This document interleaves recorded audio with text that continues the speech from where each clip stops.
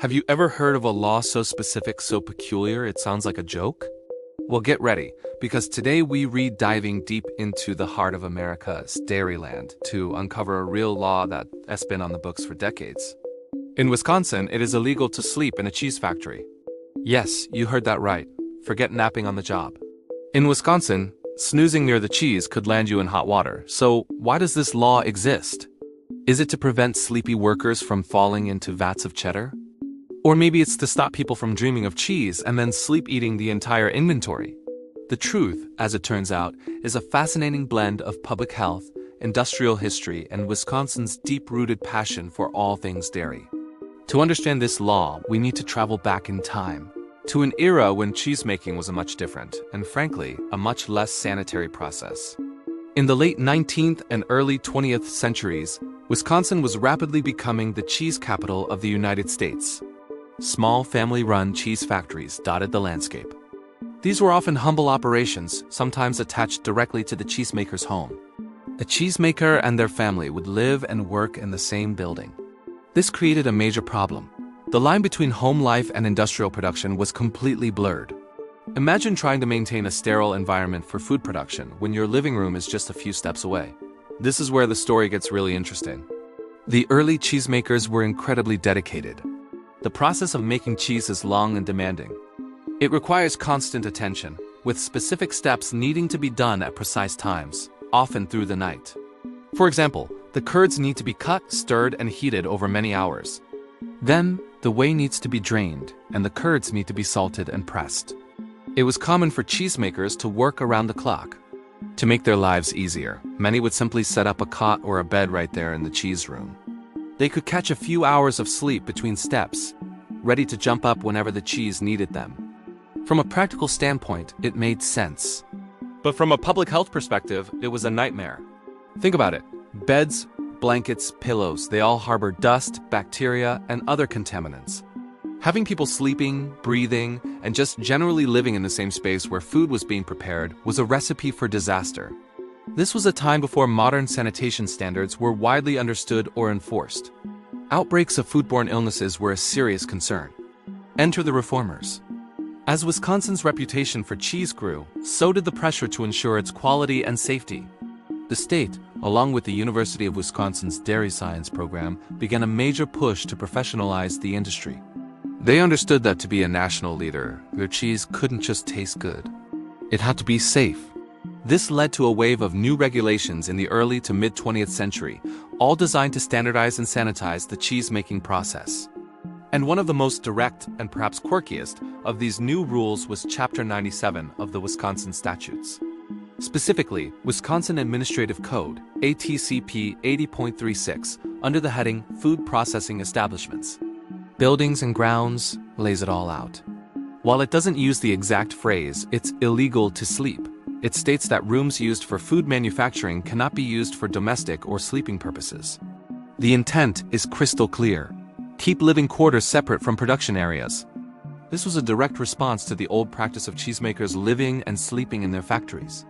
The law aimed to draw a firm line between the home and the factory, ensuring that the cheese-making environment was as clean and controlled as possible. So the law wasn't about preventing workers from taking a quick nap during a break in a designated break room. It was about fundamentally changing the structure of the cheese-making industry. It was a push to move from a cottage industry to a modern, professional food production system. Today, this separation is common sense. You wouldn't expect to find a bed in the middle of a modern food processing plant, right? But back then, it was a revolutionary idea that helped cement Wisconsin's status as a producer of high-quality, safe cheese. To truly appreciate why this law was so important, you have to understand the cheese-making process itself.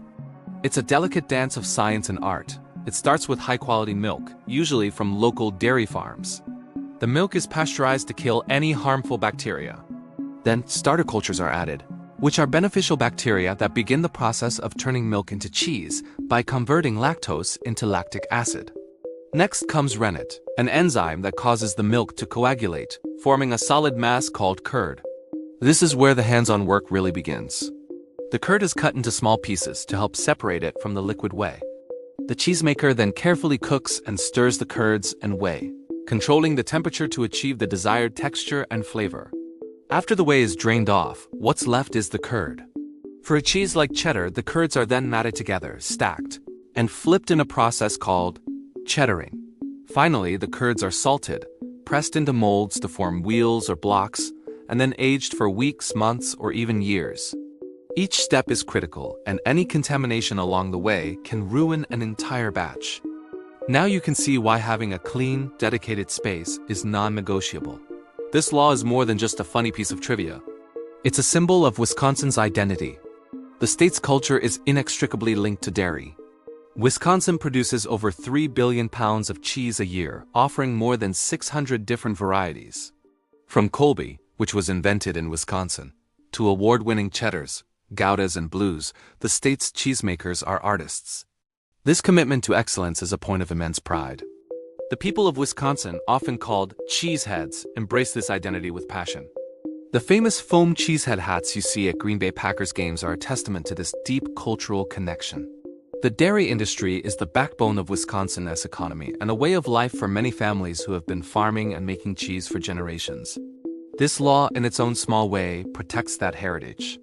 It ensures that the label "Made in Wisconsin" continues to be a mark of quality and safety that consumers around the world can trust.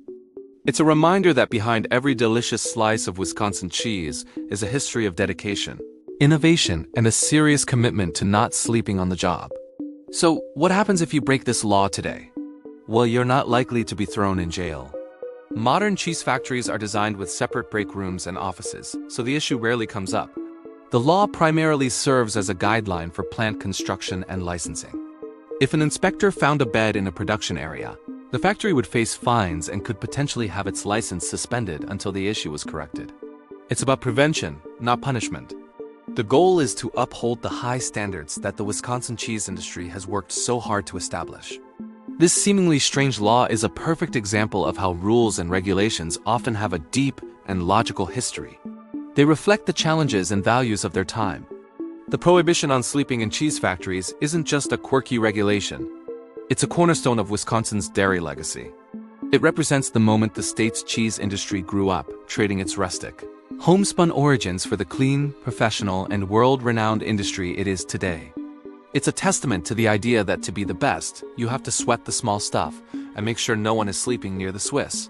Next time you're enjoying a piece of sharp cheddar or creamy brick cheese from Wisconsin, take a moment to appreciate the journey it took to get to your plate. It's a story of hard work, scientific advancement, and a state law that ensures your cheese was made in a place meant for cheese, and only cheese. And it's a reminder that sometimes the most unusual rules have the most important stories to tell. Thanks for watching, and don't forget to like and subscribe for more deep dives into the fascinating stories behind our world.